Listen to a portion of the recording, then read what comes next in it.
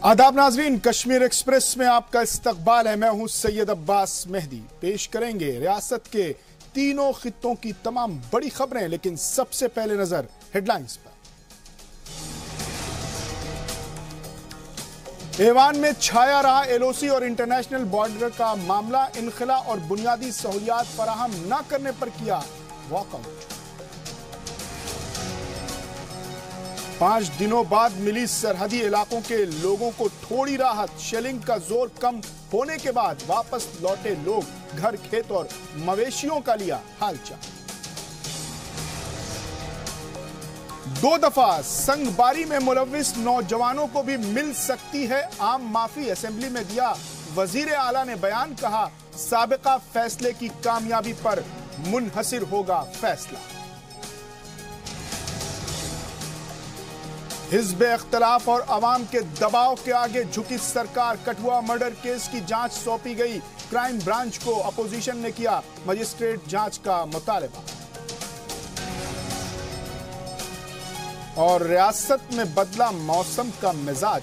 जम्मू और आसपास के इलाकों में हुई तेज बारिश। सर्दी में इजाफे के इम्कान। और अब देखते हैं खबरें तफसील से। असेंबली के दोनों ऐवान में आज जबरदस्त हंगामा हुआ। नेशनल कॉन्फ्रेंस और कांग्रेस ने पाकिस्तान की जानिब से की गई शेलिंग के सबब हुए जानी और माली नुकसानात पर सरकार से वजाहत तलब की। हिज़्ब इख्तिलाफ का इल्जाम है कि लोगों को तहफ़्फ़ुज़ फराहम करने में हुकूमत बुरी तरह नाकाम साबित हो रही है। आबाई इलाकों से इनखला कर चुके हजारों लोगों का मसला उठाते हुए हिज़्ब इख्तिलाफ ने कहा कि बीजेपी और पीडीपी बिना किसी वाज़ेह पॉलिसी के काम कर रही है। हुकूमत की जानिब से इत्मीनान बख्श जवाब न मिलने पर कानून साज असेंबली से नेशनल कॉन्फ्रेंस के अरकान वॉकआउट कर गए। पावर को शेयर करना वो भी ठीक है, लेकिन इनका पार्लियामेंट, बीजेपी का पार्लियामेंट कहता है कि मैंने 450 करोड़, बड़ा खुश हो जाता है बेचारा, प्रेस कॉन्फ्रेंस देता है कि मैंने 450 करोड़ लाए गवर्नमेंट ऑफ इंडिया से बंकर बनाने के लिए, और दूसरे दिन चीफ मिनिस्टर साहब बयान देती है कि हमें बंकर नहीं चाहिए। What that means? वो उसका क्या माने है कि इन आपस में इनका तालमेल नहीं है। जब इतना पैसा आया गवर्नमेंट ऑफ इंडिया से, चीफ मिनिस्टर को पता नहीं आया तो मिनिस्टर ऑफ द स्टेट। दिन रात चल रहा है, लोग मारे गए, करीबन 15 लोगों की जाने गया है, बहुत सारे मवेशी मारे गए हैं, फसल तबाह हो गया, लोग हताश में हैं, वहाँ बेबस है। कल हम लोगों ने टूर किया तो लोग बहुत दुखी हैं, ये रुकने का नाम नहीं ले रहा है। और यहाँ आपका बीजेपी का एमपी कहता है हमने बंकर बनाने के लिए पैसा लाया, उधर महबूबा मुफ्ती कश्मीर में कोई और बयान देता है। सरकार खुद 2 अलग अलग डायरेक्शन में जा रही है। उसका नतीजा है आपका बॉर्डर पे कंटिन्यूस फायरिंग हो रहा है, शेलिंग हो रहा है, लोग बहुत दुखी हैं, नाराज है, एक जंगी सिचुएशन वहां पे, और सरकार हाथ पे हाथ धरा बैठा है। और असेंबली में आज हिज़्ब इख्तिलाफ के तेवर काफी जारहाना रहे। पीर को मुतासरा इलाकों का दौरा कर लौटे मेंबरान ने कहा कि मरकज की गलत पॉलिसीज के सबब पाकिस्तान की जानिब से सीज फायर की खिलाफ वर्जी हो रही है। जी सलाम से बात करते हुए मेंढर के रुकन असेंबली जावेद राना ने कहा कि हुकूमत की कारगुजारियों से सरहदी इलाके के लोगों को खासी मायूसी हुई है।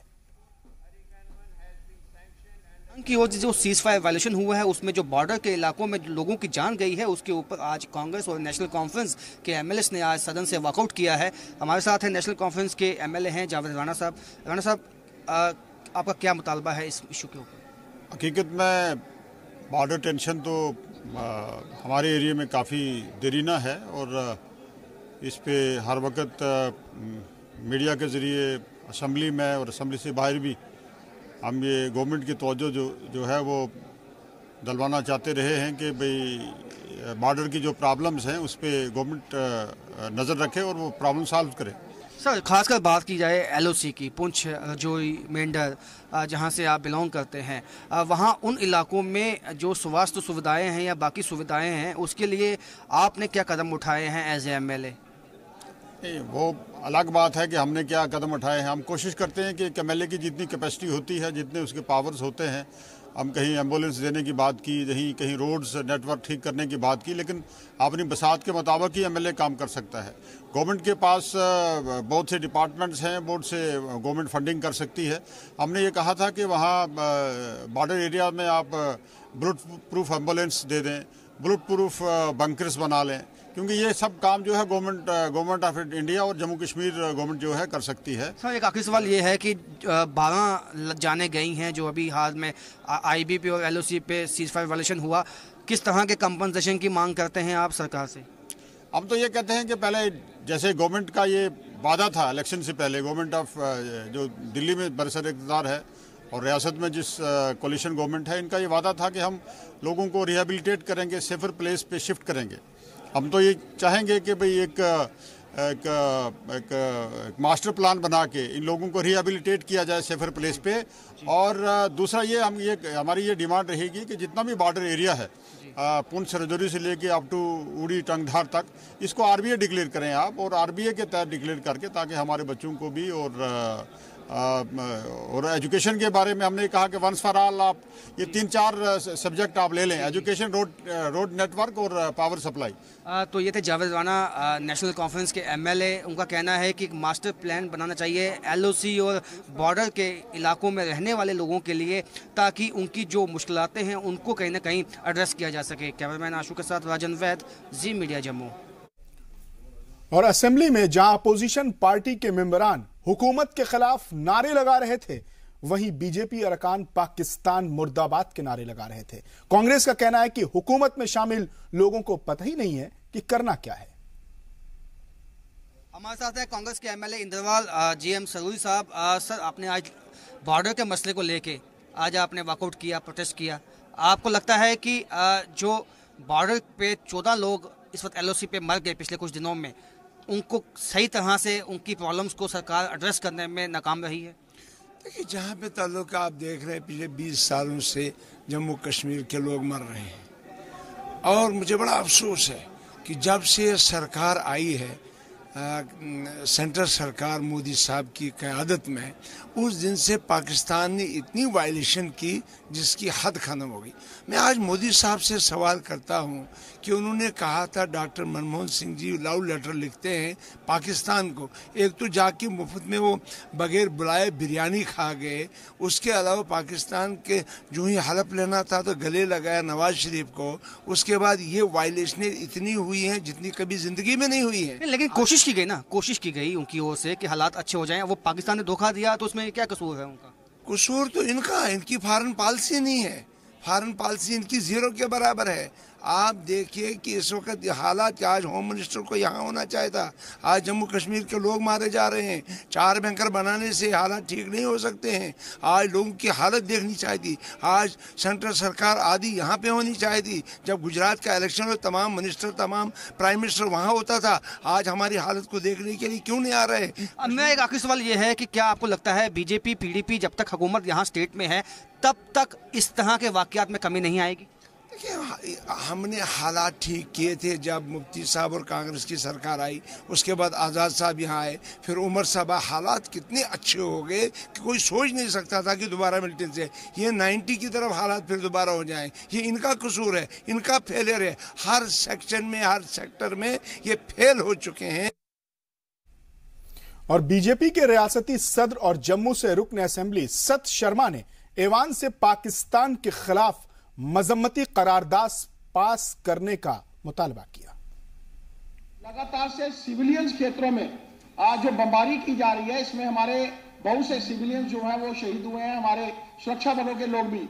मेरा मानना है कि यहाँ से सभी लोग, और इस बात को शोर में गुल कर दिया जाता है। मुझे नहीं ध्यान आता जब हम हर आदमी, हर मेंबर चिंतित है, सिविलियंस की जो शहादत हो रही है या हमारे सुरक्षा बलों की शहादत हो रही है। मेरा मानना है कि जब हर मेंबर जो है इस विषय में चिंतित है, तो क्यों ना ये असेंबली एक सर्वसम्मति से प्रस्ताव पारित करे और पाकिस्तान की निंदा करे कि जिस तरीके से सिविलियन क्षेत्रों के ऊपर लगातार से जो है वो बमबारी की जा रही है। सरहदी इलाकों में गांव के गांव खाली हो चुके हैं, लेकिन पीर का दिन खामोशी से गुजरने के बाद बुजुर्ग घरों को लौटने लगे हैं। घर, खेत और मवेशियों की फिक्र उन्हें गांव तक खींच लाई। पाकिस्तान सरहद से महज चंद 100 मीटर के फासले पर बसे गांव का हाल जानने के लिए जी मीडिया की टीम पहुंची करमाडा और दिगवार गांव पर। देखिए ये खास रिपोर्ट।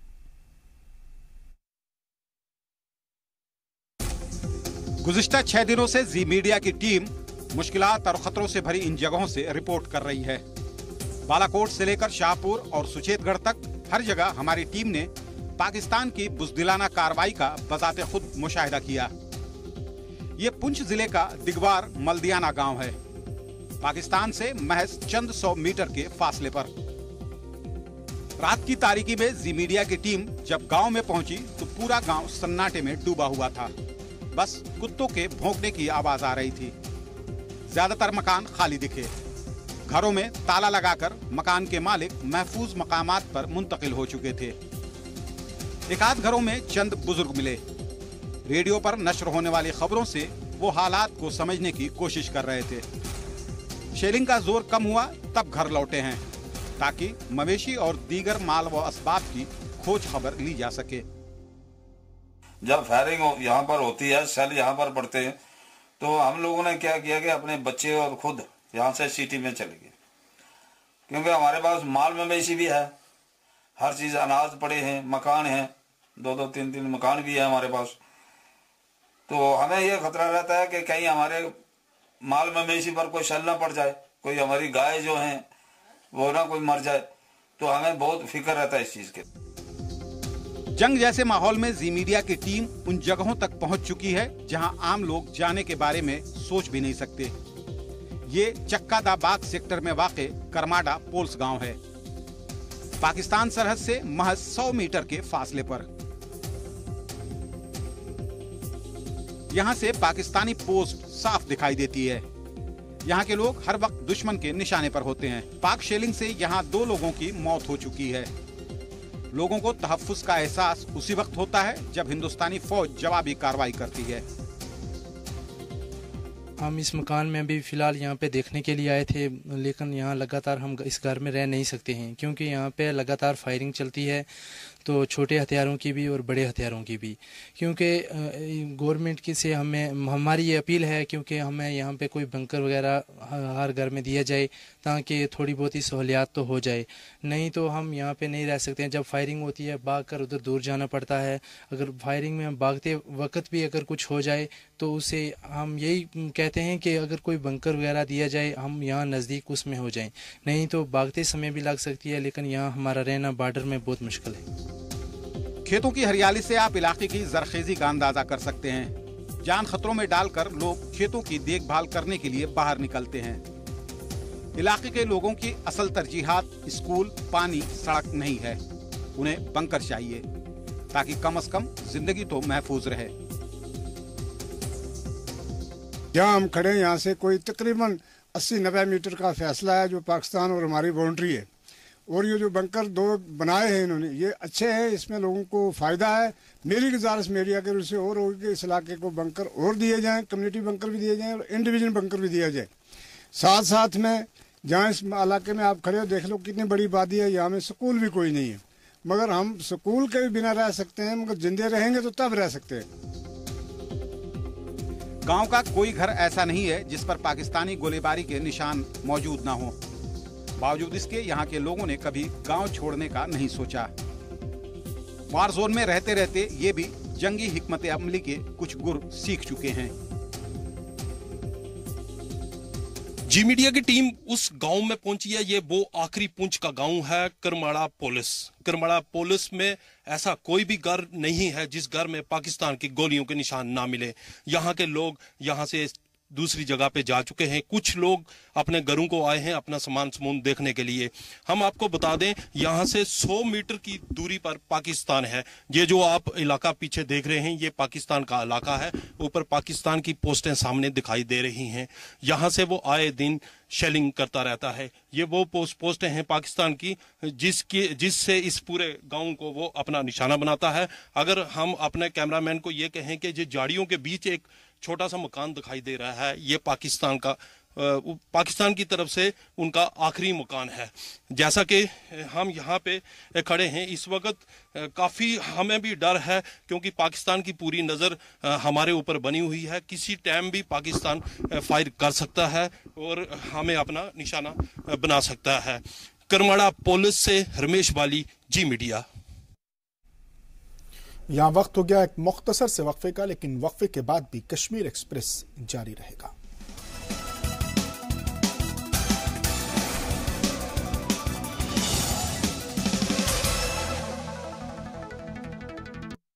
और वक्फे के बाद एक बार फिर आपका इस्तकबाल है कश्मीर एक्सप्रेस में। 26 जनवरी के पेश नजर वादी में सिक्योरिटी को लेकर भी नेशनल कॉन्फ्रेंस ने सवाल उठाए। पार्टी का कहना है कि सिक्योरिटी के नाम पर आम लोगों को हिरासा किया जा रहा है। वादी में लॉ एंड ऑर्डर के मसले पर सरकार को घेरते हुए कहा कि मिलिटेंसी को खत्म करने का दावा खोखला साबित हो रहा है। और दूसरी तरफ चीफ मिनिस्टर जो स्टेट की है जी कहते हैं आज लोगों को चलने नहीं देते हैं। अभी 26 जनवरी में हमने भी, हमारे वक्त में भी 26 जनवरी हुए और हर जगह फंक्शन हुए हैं। आज से ही लोगों को चलने पर पाबंदी है। तो इस तरह लोग मुश्किल में आते हैं। जब हम ये बात यहां नहीं उठाएंगे फिर कहां उठाएंगे।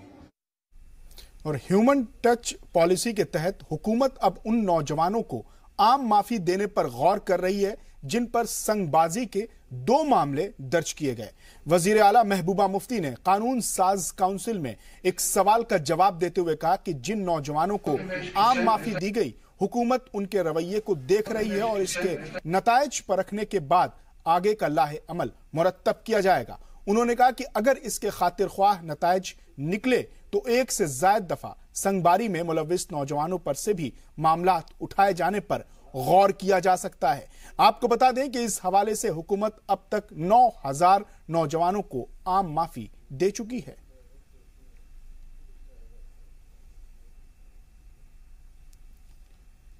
दरअसल यह सवाल अपोजिशन की जानिब से नहीं बल्कि पीडीपी की ही जानिब से उठाया गया था। जी सलाम से बात करते हुए पीडीपी रुकन असेंबली यासिर ऋषि ने कहा कि चंद मामलात पर पार्टी का मौकफ वाज़ेह है और पीडीपी नौजवानों की फलाह बहबूदी के लिए पुरअज़्म है। वज़ीर आला महबूबा मुफ्ती की तरफ से लगातार नौजवानों की फलाह बहबूद के लिए और घर वापसी के लिए जिस तरह से कोशिशें की जा रही हैं, हमारे साथ मौजूद हैं मेंबर लेजिस्लेटिव काउंसिल यासिर ऋषि साहब। यासिर ऋषि साहब, एमनेस्टी बच्चों को दी गई, आपने रियासती वज़ीर आला से ये मुतालबा किया कि अब जो सेकंड फेज़ है उसमें वो कैटेगरी भी लाई जाए जो इस वक्त मुश्किलात में है। बिल्कुल, ये बिल्कुल सही बात है क्योंकि हमने देखा है पिछले काफ़ी टाइम से, हम 70 सालों से यहाँ पर ये एक मुद्दा बना हुआ है। 70 सालों में जितनी भी कोशिशें की गई, ज़ोर ज़बरदस्ती से कुछ हल हुआ नहीं। तो वही एक दौर है जो 3 साल 2002 में 2005 तक का दौर था, वो अमन का दौर है। और जो इस वक्त का उम्मीद है, इस वक्त भी लोगों की उम्मीद है वैसी ही वाबस्ता है जैसे उनको 2002 और 2003 से वाबस्ता थी हमारे से। यासिर साहब, आपका मुतालबा है कि जो बच्चे सेकंड फेज में हैं, जिन्होंने 2 बार ये गलती की, उनको भी उस माफी के खाते में लाया जाए। बिल्कुल सर, ये आप देख लीजिए उस वक्त जो स्टूडेंट पेल्टिंग का मामला हुआ था, जो उसमें फंसे हुए थे, वो कहीं ना कहीं जो नाकारा गवर्नमेंट थी, जो उस वक्त उनको जो नाकारा गवर्नमेंट की वजह से जो एजुटेशन में फंसे हुए थे, डिमांड्स कर रहे थे, उसमें भी उनको एफआईआर दर्ज है। मेरा एक मामला है कि हर कोई देशद्रोही नहीं है उसमें, हर कोई मुल्क मुखालिफ शख्स नहीं है उसमें। कोई एक बार गया कहीं से एफआईआर दर्ज हुआ या कोई, तो उनको एक मौका दिया जाए हर किसी को। तो उनको एक 2 बार एफआईआर एक ही साल में, मतलब 2008 में ले लीजिए आप, उसे 2010 में ले लीजिए आप, 2010 में किसी एजुटेशन में उसको 2 एफआईआर दर्ज हुए हैं, तो उनको उसमें से दिए। तो जो अब आपके दौर में जो लोग थे, उनके लिए भी यही सेम प्रोसेस होना चाहिए? बिल्कुल होना चाहिए, क्यों नहीं होना चाहिए, क्योंकि हमारे जो 2016 में भी जो हो गया है, क्योंकि ये लावा बहुत पुराना भरा हुआ था। यहाँ पर हर जवान को दिल में एक बात बनी हुई थी कि हमें बिल्कुल फंसाया गया है पत्थरबाजों में या बाकी चीज़ों में, तो उन्होंने फिर एजुटेशन उठी उस वक्त, तो उनको भी लाया जाए। ये उनको बहुत पुराना लावा है उनके दिलों में। लेकिन आपका एलाई पार्टनर जो है वो इस चीज़ को तैयार नहीं है। डिप्टी सीएम कहते हैं कि गोली का जवाब गोली से दे दो, रियासती वज़ीर आला कहती है कि डायलॉग शुरू करो। क्या ये जो प्रोसेस है इसमें बीजेपी आपके साथ है? अलायंस बिल्कुल, बीजेपी हर उस जवान को भी वो हमारी हर उस मुद्दे के साथ है हमारे। अगर ऐसा नहीं होता तो हम 5-6 जो हमारे 9000 एफआईआर करीब वापस लिए गए, तो ऐसा होता नहीं। हाँ, बीजेपी का एक एजेंडा है अपना कि जो बिल्कुल वापस आने वाला नहीं है कि पाकिस्तान से वहाँ से गोलाबारी हो रही थी, यहाँ से उसका जवाब दिया जाए, वो तो अलग उस मसले। लेकिन हमारी पार्टी का एजेंडा है, हमारी पार्टी की बुनियाद बनी है इसी पे कि नहीं बातचीत से, ग्रेनेड से ना गोली से बात बनेगी बोली से। हमारा पार्टी का एजेंडा और हमें उस एजेंडा चलाना है और हमें उस एजेंडे पे कारबंद है, हमारा मकसद है। बहुत बहुत शुक्रिया। Yasir Rishi, member legislative council upper house, बता रहे हैं कि रियासती वज़ीर आला का जो कंसर्न है वो आम लोगों के साथ जुड़ा हुआ है। भारतीय जनता पार्टी का सियासी एजेंडा अपनी जगह है, लेकिन एजेंडा ऑफ अलायंस में डेवलपमेंट के साथ साथ हमने यूथ के इशूज़ को एड्रेस करना होगा। और सबसे बड़ी बात यह है कि जो वज़ीर आला की तरफ से इक़दाम उठाए गए हैं, पुरानी सरकार में, गुज़िश्ता सरकार में जो बच्चे बंद हुए थे जिन्हें स्कूलों कॉलेज में होना चाहिए, वो हमारा सीरियस कंसर्न है। उनके एफआईआर जो हैं वापस लिए जाने चाहिए ताकि वो फॉरेन में अपनी तालीम हासिल कर सकें, जॉब्स हासिल कर सकें। एफआईआर काटने का मतलब हो गया कि उन्हें मुख्तलिफ मसाइलों से निकाला जा सके ताकि उनकी ज़िंदगी जो है वो आम लोगों की तरह गुजारने में कामयाब हो जाते। अशरफ वानी के साथ सईद तजम्मुल, ज़ी मीडिया, जम्मू। उधर कानून साज काउंसिल में भी नेशनल कॉन्फ्रेंस और कांग्रेस के अरकान असेंबली ने कार्रवाई नहीं चलने दी और ऐवान बाला से वॉकआउट कर गए। रियासत में बिजली की अबतर सूरत हाल पर हिज़्ब इख्तिलाफ ने जमकर हंगामा किया।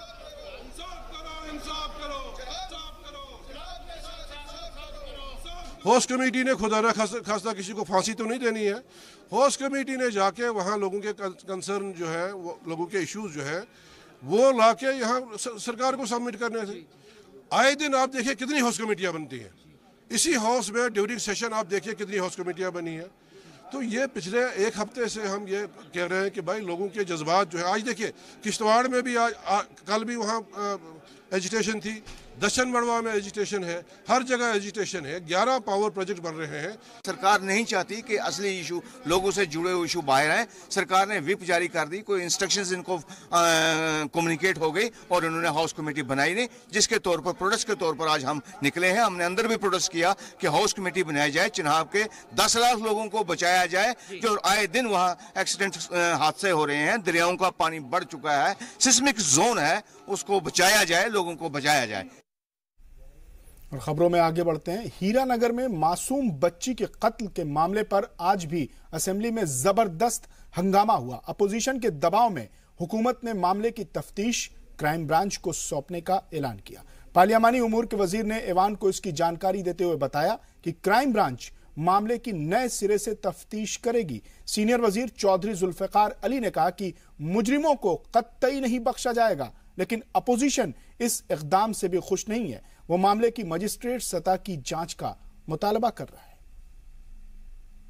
तो यही है कि हम जो कसूरवार है, जिसने इतना घिनौना जुर्म किया है, एक बच्ची का कत्ल किया और उस बच्ची को रेप किया और कई दिनों तक उसको बंधक बना के रखा और इतनी बेरहमी से उसका कत्ल किया गया, इसकी जितनी भी निंदा की जाए उतनी कम है। और हम यही चाहते हैं, हमारा जो स्टेट गवर्नमेंट का है कि जो एक लोगों के साथ ज्यादती कहीं पे ना हो, और इसके लिए पुलिस इन्वेस्टिगेशन तो कर ही रही थी। पुलिस ने एक अक्यूज्ड को पकड़ा भी है और इन्वेस्टिगेशन फर्दर वो कर रहे थे, लेकिन लोगों का शायद एतबारियत पुलिस पे इतना नहीं रहा था। हमने प्रॉपर समझा कि इससे हम बेटर इन्वेस्टिगेशन जो है वो क्राइम ब्रांच से करवा सकते हैं और ऑनरेबल चीफ मिनिस्टर साहिबा ने पर्सनली तौर पे ये फैसला लिया है कि ये मैटर हम क्राइम ब्रांच को देंगे ताकि क्राइम ब्रांच इस पे एक प्रॉपर इन्वेस्टिगेट करे। देखिए, जहाँ तक तल्लक है कि हम जो एक्चुअल एक्यूज्ड है उस तक पहुँचना चाहते हैं। कितने लोग इसमें इन्वॉल्व हैं, कौन कौन इन्वॉल्व है, किसने इसको अगवा किया, किसने कहाँ पे रखा। 8 दिनों तक आखिर एक बच्ची को अगवा करके रखा गया। एक बंदे का रोल तो इन्वॉल्व नहीं हो सकता, इसमें और लोग भी इन्वॉल्व हो सकते हैं। सारे एस्पेक्ट्स देखने के लिए हमने समझा कि इसकी एक डिटेल इन्वेस्टिगेशन हो और जो एक्यूज्ड हो, जो एक्चुअल एक्यूज्ड हो, वो सामने आए। हम किसी बेगुनाह को सज़ा नहीं देना चाहते, लेकिन जो कसूरवार होगा उसको सजा मिलनी चाहिए। इसमें honourable law and parliament affairs minister ने कहा हम इंक्वायरी कराएंगे, लेकिन किन वजूहतों के बिना पे ये कहते क्राइम ब्रांच इंक्वायरी करेगी। ये इसको छोटा मसला समझ रहे हैं, लेकिन across the section of people सब निकल गए। इस वक्त हर जगह धरने हैं, नौजवानों में, स्टूडेंट्स में रोष है ज़बरदस्त। वो इमीडिएट एक्शन चाहते हैं। अगर ये इसी तरफ टाल मटोल करते रहेंगे, आप देखना यहाँ ज़बरदस्त ये स्टूडेंट स्ट्राइक होगी और उनका ज़बरदस्त ये प्रोटेस्ट होगा यहाँ पे। और स्पीकर की दावत पर आज मुख्तलिफ स्कूल के तलबा और तालिबात ने भी ऐवान की कार्रवाई देखी। इन तलबा ने हाल ही में हायर सेकेंडरी स्कूल के इम्तिहानात में नुमाया नंबरात से कामयाबी हासिल की थी। तलबा ने स्पीकर, डिप्टी स्पीकर और वजीर तालीम समेत सभी पार्टियों के अरकान असेंबली से मुलाकात की। असेंबली की कार्रवाई को बराह रास्त देखने का मौका मिलने पर तलबा काफी खुश दिखाई दिए। जी सलाम से बात करते हुए तलबा ने उम्मीद जाहिर की कि रियासत के हालात बेहतर होंगे। हमारे साथ कश्मीर घाटी से बच्चे हैं जो आज सिविल सेक्रेटरीट जम्मू में पहुंचे हैं और आज इनको यहाँ खास तौर पे बुलाया गया था क्योंकि इन्होंने बच्चों ने टॉप किया है और एक मिसाल पैदा की है। आप क्या कहेंगे, आज आप आए हैं, कैसा लगा आपको? जी हमें बहुत अच्छा लगा। हमें आज यहाँ असेंबली हमने अटेंड की। यहाँ पर honourable education minister mister Altaf Bukhari sir ने जो उनको पेश करना था, प्रेजेंट करना था एजुकेशन ग्रांट्स, तो हमें बहुत अच्छा लगा because we recently have topped in our respective streams and उसके बाद इमीडिएटली आपको इतना अच्छा चांस मिलना कि आप एजुकेशन के रिलेटेड कोई चीज़ में ये पार्टिसिपेट करें। So we really felt very grateful. आप क्या मैसेज देना चाहेंगी खासकर कश्मीर के बच्चों में? अभी जन्नत में ने भी कश्मीर में एक मैसेज दिया, आपने भी पढ़ाई के एक फील्ड में मैसेज दिया है। लगता है आपको कश्मीर के जो हालात हैं बदल रहे हैं? सर स्टूडेंट्स को मैं ये कहना चाहूँगी कि उनको बहुत कोशिश करनी चाहिए। ऑब्वियसली हमें टाइम टू टाइम बहुत ज़्यादा प्रॉब्लम्स फेस करनी पड़ती है, लेकिन एक चीज़ जो अल्टीमेट एक स्टूडेंट में होना चाहिए वो होना चाहिए the quality of self study. Because हर बार टीचर वगैरह का सपोर्ट नहीं होता है और आपको हम as everyone knows about the situations of Kashmir. So एक चीज़ इंपॉर्टेंट है कि अगर आप आप में concept of self studies develop करेंगे वो आपको अल्टीमेटली कहीं ना कहीं किसी ट्रैक पर पहुँचाएगा। आप अपना नाम बताएं। इकरा रशीद। मुझे बताएं कि आज आप यहाँ पे आई, आपको अच्छा लगा और क्या सीखा क्या आपने? बहुत अच्छा लगा और जो वहाँ पे सब बैठे थे तो पेशेंटली सुन रहे थे, तो मेन चीज़ पेशेंस होनी चाहिए इंसान में, वो भी बहुत अच्छा लगा और एजुकेशन के रिलेटेड ही था तो उससे बहुत ही अच्छा एक्सपोजर। आप आज एक डेमोक्रेटिक इंस्टीट्यूशन में आए हैं, यहाँ से ही सरकार चलती है। आपको लगता है कि जम्मू कश्मीर की जो सरकार है वो लोगों के मसाइल करने में सक्षम है? ऑलमोस्ट ठीक ठाक। हाँ जी। तो आपको लगता है कि अब कश्मीर में जो बच्चे हैं वो स्वच्छता की ओर और पढ़ाई की ओर ज़्यादा झुकाव उनका हो गया है? जी जैसे कि पिछले साल हालात थे तो उससे तो इस साल बेहतर ही थे, तो उस हिसाब से तो लग रहा है इम्प्रूवमेंट हो रही है। आप चाहेंगे कि हालात अच्छे रहें ताकि आगे भी आपको? जी बिल्कुल ज़रूर, हालात जितने बेहतर रहेंगे उतनी ही ज़्यादा एजुकेशन, क्वालिटी एजुकेशन मिल पाएगी। तो ये थे कश्मीर के बच्चे जिन्होंने आज लेजिस्लेटिव असेंबली का यहाँ विजिट किया और इनका कहना है कि हालात जो है कश्मीर में वो मामूल की तरफ आने चाहिए और ज़्यादा अच्छे होने चाहिए ताकि उनको एक क्वालिटी एजुकेशन आने वाले दिनों में भी मिल पाए। कैमरामैन आशू के साथ राजन वैद, जी मीडिया जम्मू। और मौजूदा बजट सेशन में ये दूसरा मौका था जब स्कूली तलबा को ऐवान की कार्रवाई देखने के लिए मदऊ किया गया। हो सकता है कि इन्हीं में से कुछ तालिबे इल्म मुस्तकबिल में इस ऐवान में अवाम के नुमाइंदे के तौर पर आए। स्पीकर को यकीन है कि मुस्तकबिल में ये तलबा सभी के लिए मिसाल पेश करेंगे।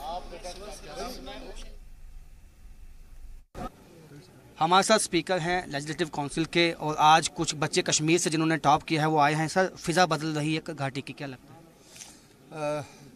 लोगों में एक जागृति आई है इस गवर्नमेंट के दौरान। मुझे लगता है कि आने वाले समय कश्मीर के लिए अच्छा होगा, फिर से अमन शांति वहाँ पर कायम होगी, हालात सुधर रहे हैं। छुटपुट घटनाएं कुछ ना कुछ होती हैं, लेकिन ये जो आखिरी बुझता हुआ मुझे लगता है दिया है जो आतंकवाद का, ऐसा मुझे लगता है। जन्नत एक लड़की जो स्वच्छता का एक मैसेज दे रही है और ये लड़कियाँ जो एक मैसेज दे रही हैं कि पढ़ाई के ज़रिए हम अपनी मंजिल को पा सकते हैं, आपको लगता है ये मिसाल बन चुकी है? बच्चों का भी अब ये मानना है कि जिस प्रकार से कुछ लोग अपने राजनीतिक स्वार्थ के कारण से वहाँ पर खराबी कर रहे हैं तो वो अपने फ्यूचर को पहचानने लगे हैं। और मुझे लगता है कि बच्चों ने जो इस प्रकार की राष्ट्र की मुख्य धारा में आकर के जो स्वच्छता का एक मिशन लिया है, मैं उसको मुबारकबाद देना चाहता हूँ। निश्चय ही इससे जो एक सोच, एक भावना जो बच्चों की बदलेगी। तो ये थे कविंदर जी, जिनका कहना है कि खासकर जो घाटी में फ़िज़ा बदली है और जो ये बच्चे हैं ये मिसाल हैं उन सभी बच्चों के लिए कि पढ़ाई के ज़रिए, स्वच्छता के ज़रिए ही वो अपनी मंजिल को पा सकते हैं और समाज में एक अच्छा मैसेज दे सकते हैं। कैमरामैन आशू के साथ राजन वैद, जी मीडिया जम्मू। और सरहदी इलाकों की हिफाजत और शिद्दत पसंदाना रुझान को रोकने के लिए नौजवानों को डिफेंस सर्विस में नौकरी देनी होगी। ये कहना है पुंछ से पीडीपी के रुकन असेंबली शाह मोहम्मद तांत्रे का। जी सलाम से बात करते हुए उन्होंने कहा कि इलाके का सबसे बड़ा मसला नौजवानों की बेरोजगारी है। पुंछ को रियासत का सबसे पसमानदा इलाका माना जाता है। कुछ असेंबली हलके तो ऐसे हैं जिसमें डिग्री कॉलेज भी नहीं है। खुद पीडीपी के पुंछ से रुकन असेंबली शाह मोहम्मद तांत्रे भी मानते हैं कि यहां बुनियादी सहूलियात का फुकतान है। अब अगर इसको हम एनालिसिस करें पिछले 70 साल में, तो अगर आप ये कहेंगे मुझे पुंछ को क्या मिला, तो मैं ये कहूँगा कि पुंछ को जो एक दो चीज़ें मिली वो मुफ्ती मोहम्मद सईद साहब की वजह से मिली। एक तो मुगल रोड का जो कंसेप्ट दिया गया तो उससे हमें बहुत ज़्यादा उससे हमें उसका फ़ायदा मिला। दूसरा गुलाम शाह बादशाह यूनिवर्सिटी देकर भी उन्होंने एक एहसान किया हम पे। तो अब उम्मीद लगने लगी है कि हम भी पुंछ भी कहीं इस तरक्की की शरह से जुड़े, जिसमें अभी 60% लोग रोड कनेक्टिविटी से महरूम हैं, जहाँ पे बिजली का अभी अच्छा हाल नहीं है, जहाँ पे दूर दराज के बच्चे जो हैं वो इस वक्त भी 15 किलोमीटर पैदल चलकर स्कूलों में जाते हैं, जहाँ पे मेरा तहसील मंडी है, जहाँ पे आपने सही फरमाया कि 80% के लगभग यहाँ BPL कैटेगरी के लोग हैं और मजदूर पेशा हैं। तो वहाँ पे अभी डिग्री कॉलेज हमें नहीं मिल सका, जिसकी सबसे बड़ी मेरी मांग रही है कि अगर रियासत जम्मू कश्मीर में कोई खिता डिज़र्व करता है कि उसको डिग्री कॉलेज दिया जाए तो वो तहसील मंडी हो सकती है पुंछ में। पुंछ के लोगों ने 3 जगह, चाहे 47 की हो, 65 की हो, 71 की हो, तो उसको भी बर्दाश्त किया है, उसको भी फेस किया है। मिलिटेंसी में उसका काफ़ी नुकसान हुआ है। उसके बाद बॉर्डर पर इस वक्त भी वायलेशन हो रही है, वो आपके सामने है। तो मैं समझता हूं कि मैंने on the floor of assembly भी ये कहा था कि भाई जो बॉर्डर एरिया के लोग हैं, कम से कम मेरी 20 पंचायतें ऐसी हैं जो इस वक्त बॉर्डर की जद में हैं, तो वहाँ पे उनको बेसिक फैसिलिटीज़ बहुत ज़्यादा हकदार हैं उनको दी जाए। वो भी हिंदुस्तान के शहरी हैं, लेकिन उनकी सारी आज़ादी सल्ब कर ली गई है। वहाँ फेंसिंग के अंदर उनको कैदियों की तरह रहना पड़ता है। तो उसके लिए गवर्नमेंट को हमारी अरबाब इक़्तिदार हैं, उनको सोचना चाहिए। सबसे बड़ी बात है कि बेरोज़गारी है। इस वक्त आप समझते हैं सरहदी इलाका है, वहाँ पे 2 ही कौमें इस वक्त आबाद हैं, या गुजर हैं, एसटी जिनको कहते हैं, या पहाड़ी है। तो यही 2 कौमें आबाद हैं वहाँ पे। तो उनको उनके बच्चों को, चूँकि बड़ी ताकतें ऐसी हैं कि जो बच्चों को इस वक्त गुमराही की तरफ ले जाने की पूरी कोशिश कर रही हैं, तो ज़रूरत इस बात की है कि वहाँ के जो बेरोज़गार बच्चे हैं उनको पैरामिलिट्री फोर्स में, पुलिस में कहीं ना कहीं एब्जॉर्ब किया जाए। फायर ब्रिगेड और पुलिस इंतजामिया की मुस्तैदी के सबब श्रीनगर के जवाहर नगर में एक बड़ा हादसा होने से बच गया। देर रात बैतुल हलाल के बालाई हिस्से से अचानक आग के शोले उठने लगे, जिसकी जद में यतीम खाने के 2 घरों को नुकसान पहुंचा। खबर मिलते ही फायर ब्रिगेड और पुलिस अमला मौके पर पहुंचा और आग को फैलने से रोक लिया। आग लगने की वजह का इल्म नहीं हो सका है। यतीम खाने के तमाम बच्चे महफूज हैं। बच्चों के सामान वगैरह भी वक्त रहते निकाल लिए गए। फायर ब्रिगेड दस्ते की फर्ज शनासी की मकामी लोगों ने बेहद तारीफ की। उधर गांधरबल जिले के टाउन हॉल में अदर बैकवर्ड क्लास के फोरम ने एक रोजा कन्वेंशन का इनेकाद किया, जिसमें ओबीसी के कई लीडरान ने खिताब किया। इस मौके पर रियासत में ओबीसी के लिए 2% की जगह 27% रिजर्वेशन देने की मांग की। मांग नहीं माने जाने पर फरवरी में जम्मू आकर एहतजाज करने की बात कही गई। इस मौके पर रियासत के ओबीसी जनरल सेक्रेटरी और जिला सदर ओबीसी गांधरबल समेत कई लोग मौजूद थे। हमारी डिमांड है, इनको हमें 27% रिजर्वेशन दे रही है मरकजी आप गवर्नमेंट, जो कि यहाँ की स्टेट गवर्नमेंट है। हमें ये 2% दे रहे हैं। हम इनको कह रहे हैं हमें 27%। ऑलरेडी यहाँ मैडम भी आई थी, सीएम जो यहाँ रियासत की वजीर आला है, उसको भी हमने यहाँ पब्लिक दरबार में मेमोरेंडम पेश किया था। और हंदवाड़ा में रहबरे तालीम टीचर्स कमेटी की जानिब से एक मीटिंग मुनक्किद की गई, जिसमें इलाके के रहबरे तालीम ने हिस्सा लिया। मीटिंग में रहबरे तालीम टीचर्स कम्युनिटी ने अपने जरूरी मसाइल पर गुफ्तगू की। इस मौके पर स्पीकर ने रहबरे तालीम की तनख्वाह वागुजार करने की मांग की। हाईकोर्ट के ट्रांसफर पॉलिसी को अमल करने को कहा। जिन लोगों को 5 साल हो गए हैं उन्हें रेगुलर टीचर बनाने की मांग समेत कई मांगे पूरी किए जाने के मुतालबात किए गए। कश्मीर रहबरे तालीम टीचर्स फोरम जिले कुपवारा ने एक डेलीगेट कॉन्फ्रेंस यहाँ पर हंदवारा में मुनक्किद की है। इसमें कुछ इश्यूज हमने डिस्कस आपस में करने थे, क्योंकि सबसे पहले हम ऑनरेबल एजुकेशन मिनिस्टर का शुक्रिया अदा करना चाहेंगे और अपने डायरेक्टर स्कूल एजुकेशन साहब का, जिन्होंने एक अच्छा कदम उठाया, जो विंटर कोचिंग का उसने इंतजाम कराया है। हमारे गरीब बच्चे हैं चाहे अमीर बच्चे हैं, हम स्कूलों में अच्छी खासी पढ़ाई होती है और उसमें जो आउटपुट है बहुत अच्छा आ रहा है। वी आर हैप्पी, हम उसको सैल्यूट करते हैं। और त्राल के इरिगेशन डिपार्टमेंट में गैर तरबियत याफ्ता मजदूरों ने अपनी मांगों को लेकर एहतजाज किया और इंसाफ की मांग की। 35 बरसों से इरिगेशन डिपार्टमेंट में काम कर रहे मजदूरों का कहना है कि आधार वेरिफिकेशन के बाद रेगुलराइज करने वाली लिस्ट में उनके नाम शामिल नहीं किए गए हैं। सरकार पर हमेशा से ही अनदेखा करने का इल्जाम लगाते हुए उन्होंने कहा कि 1984 से सभी सरकारें उन्हें झूठी तसल्ली देती आ रही हैं। अब वो अपने नाम रेगुलराइज करने वाली लिस्ट में शामिल किए जाने की मांग कर रहे हैं।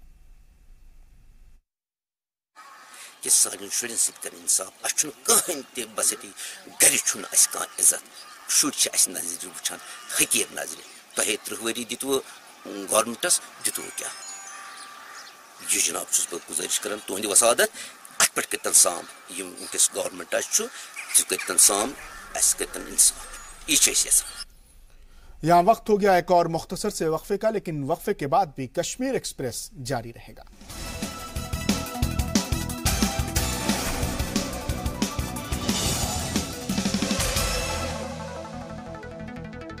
वक्फे के बाद एक बार फिर आपका इस्तकबाल है कश्मीर एक्सप्रेस में। बारामूला के डाक बंगला में डीडीसी की सदारत में अवामी शिकायत कैंप मुनक्किद किया गया, जिसमें जिले के सभी महकमों के अफसरान, ट्रेड फेडरेशन, पंच, सरपंच और कसीर तादाद में लोगों ने हिस्सा लिया। अवामी शिकायत कैंप में हेल्थ सर्विसेज, बिजली, पानी की सप्लाई, ट्रैफिक, रोड की मरम्मत, फूड सप्लाई, एलपीजी सप्लाई समेत सभी अहम मुद्दों को लेकर लोगों ने अपनी परेशानियां पेश की। इस मौके पर डीडीसी ने लोगों को जल्द से जल्द परेशानियां हल करने का यकीन दिलाया। साथ ही उन्होंने अफसरान से बारामूला शहर और आसपास के इलाकों में लोगों को बुनियादी सहूलियात मुहैया करने को कहा। उन्होंने सरकार के जरिए चलाई जा रही अलग अलग स्कीमों के बारे में बताया और लोगों को इनका फायदा उठाने को कहा।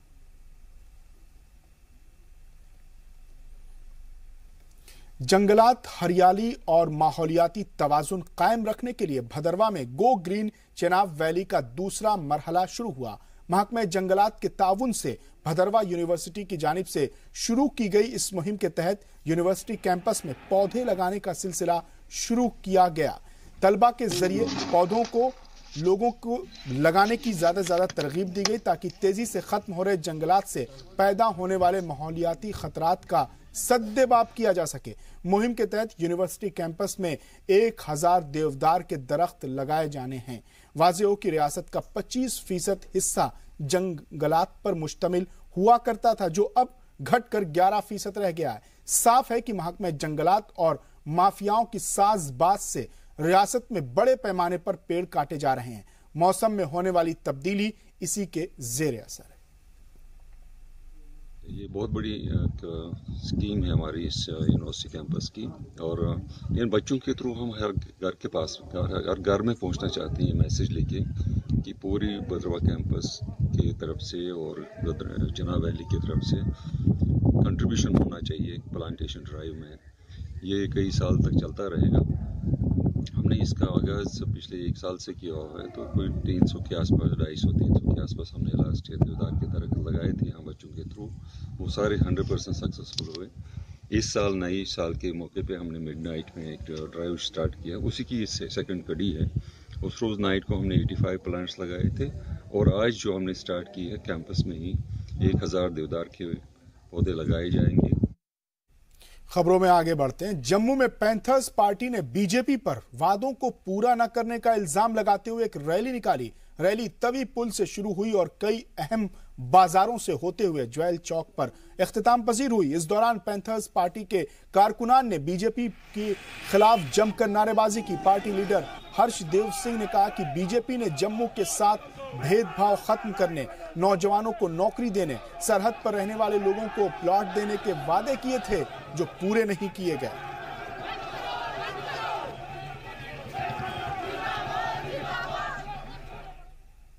और जम्मू में बारिश ने दस्तक दे दी है। सुबह से ही बारिश होने के चलते मौसम का मिजाज पूरी तरह से बदल गया है। दर्जा हरारत में गिरावट आने की वजह से ठंड भी काफी बढ़ गई है। बारिश से बढ़ी ठंड के चलते लोग घरों में रहने को मजबूर हैं। मकामी लोगों का कहना है कि उन्हें बारिश का काफी दिनों से इंतजार था। दरअसल खुश्क मौसम की वजह से जो बीमारियां हो रही थीं, उनसे निजात मिलने की उम्मीद है।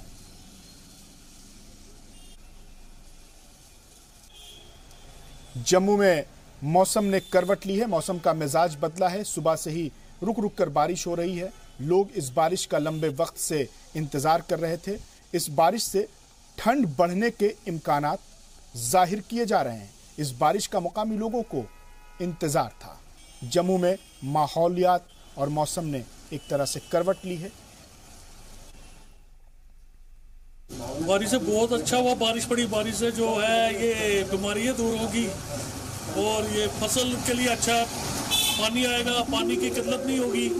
जो आज जो बारिश हुई है उससे लगता है कि अब थोड़ा सा कम से कम पानी, नदी नाले बिल्कुल सूख गए थे पानी के कारण, इतनी पानी की परेशानी थी। अब लगता है कि थोड़ा सा कम से कम फसलों को भी उससे बेनिफिट होगा और जो ये क्लाइमेट जो बीमारी फैली थी बीमारी भी कम हो जाएगी उस बारिश से।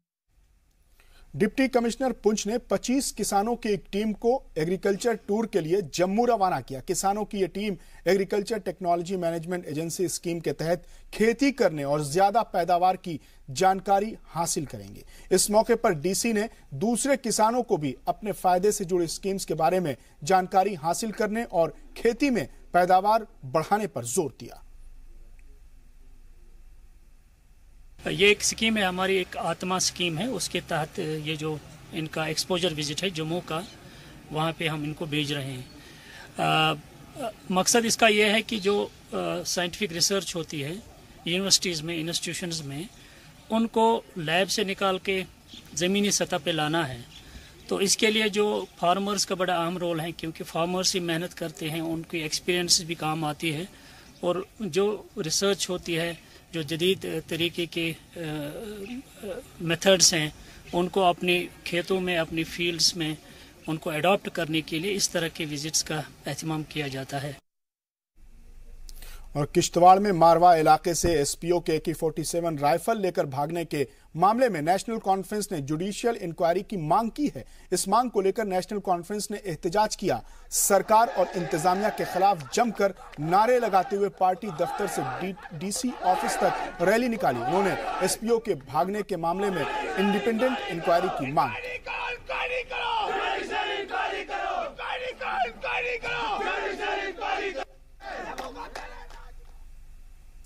पिछले दिनों कठुआ में हुए मासूम बच्ची के कत्ल मामले को लेकर लगातार एहतजाज जारी है।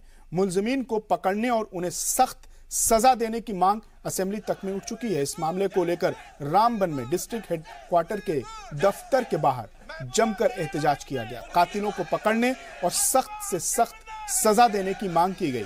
वजीर आला महबूबा मुफ्ती से इस मामले में CBI से जांच कराने की मांग की गई। ये इंसाफ बहाल नहीं होगा और कातिलों को सजा नहीं मिलेगी और सरकार अपना मौक़िफ़ वज़ाहत न करे और हुकूमत के अंदर बैठे हुए लोग जो हैं वो पुष्ट बनाई गुंडों की कर रहे हैं, इसलिए करके पुलिस ने उनको अरेस्ट नहीं किया। 15 साल के बच्चे को आगे ला करके रियासत जम्मू कश्मीर की आवाम को धोखा दे रहे हैं, झूठ बोल रहे हैं। वो बच्चा इतना नहीं कर सकता कि वो फिर उसको करंट भी देगा और फिर उसका होलिया बिगाड़ेगा ताकि कम्युनिटीज आपस में तनाव बढ़े। तो हम अमन चाहते हैं, वो किसी की बच्ची भी हो, बकरवाल की बच्ची हो, शेड्यूल कास्ट की हो, राजपूत की हो, इंसान की बच्ची थी और हम फ्यूचर में अपनी नस्लों के लिए ऐसे कातलाना निजाम को रियासत में नहीं चाहते हैं। और चलिए चलते चलते देखते हैं 5 मिनट में 25 बड़ी खबरें।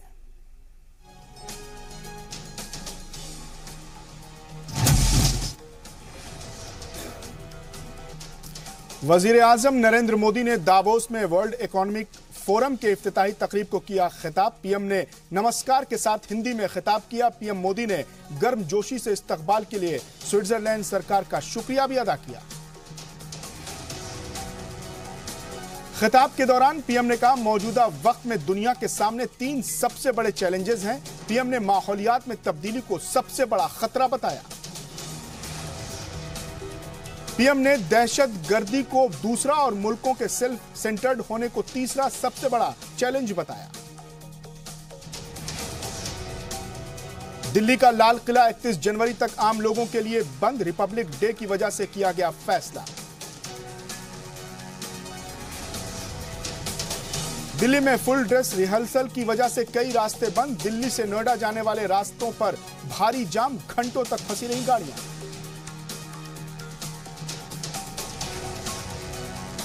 पद्मावत फिल्म पर राजस्थान MP सरकार को सुप्रीम कोर्ट ने फटकार लगाई। सुप्रीम कोर्ट ने धमकी की दलील पर फटकार लगाई है। सुप्रीम कोर्ट ने दोनों रियासतों की सभी अर्जियां खारिज कर दी हैं। कोर्ट ने नाराजगी जाहिर करते हुए कहा कि ऐसी अर्जियां कैसे कबूल करें। सुप्रीम कोर्ट ने पद्मावत को लेकर कहा कि कानून और इंतजामात की जिम्मेदारी रियासतों की है और कानूनी इंतजामात संभालना रियासतों का काम है। कोर्ट ने कहा कि शर पसंद अनासिर को तरजीह नहीं दे सकते। सुप्रीम कोर्ट ने कहा कि तशद्दुद की बुनियाद पर किसी फिल्म पर पाबंदी नहीं लगाई जा सकती। पद्मावत पर जारी तनाजे के बीच मुंबई के सिद्धिविनायक मंदिर पहुंची दीपिका। फिल्म की कामयाबी के लिए मांगी दुआ।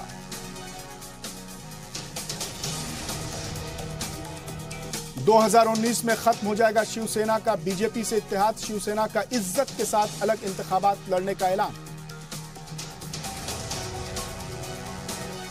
2019 में आम इंतखाबात के साथ महाराष्ट्र असेंबली इंतखाबात भी होने हैं। बीजेपी और शिवसेना अब अलग अलग मैदान में उतरेंगी।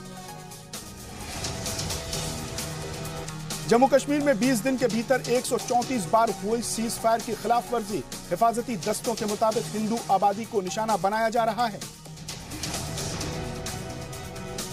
बीएसएफ के डीआईजी ने एलओसी का दौरा किया। कहा जवाबी कार्रवाई में पाकिस्तान को भारी नुकसान हुआ।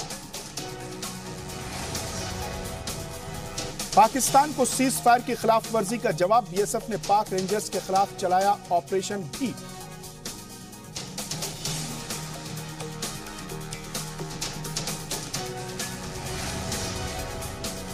जम्मू कश्मीर असेंबली में एलओसी पर सीज फायर की खिलाफ वर्जी के मुद्दे पर हंगामा। सरकार के खिलाफ अपोजिशन ने दर्ज की मुखालिफत। स्वच्छ भारत मिशन के तई श्रीनगर को और खूबसूरत बनाने की कवायद तेज। स्मार्ट सिटी बनाने के लिए साफ सफाई पर दिया जा रहा है जोर। म्यूनिसिपल कमिश्नर ने आवाम से भी मुहिम से जुड़ने की अपील की। जम्मू कश्मीर के डोडा में दर्जे हरारत में गिरावट के बाद के हालात से निपटने के लिए मकामी अफसरान को खास हिदायतें दी गईं। डोडा के डीडीसी ने बताया कि किसी भी हालात से निपटने के लिए हम तैयार हैं। इंटरनेशनल फोरम फॉर जस्टिस के चेयरपर्सन एहसान अंथू ने श्रीनगर में बॉर्डर पर जारी फायरिंग को लेकर एहतजाज किया। अंथू ने हिंदुस्तान और पाकिस्तान दोनों मुल्कों को बातचीत के जरिए मसाइल को निपटाने की अपील। एलओसी से सटे इलाकों का दौरा करेगा कांग्रेस का वफ्द। कल बॉर्डर पर हालात का जायजा लेने वालों में शामिल होंगी अंबिका सोनी और गुलाम नबी आजाद।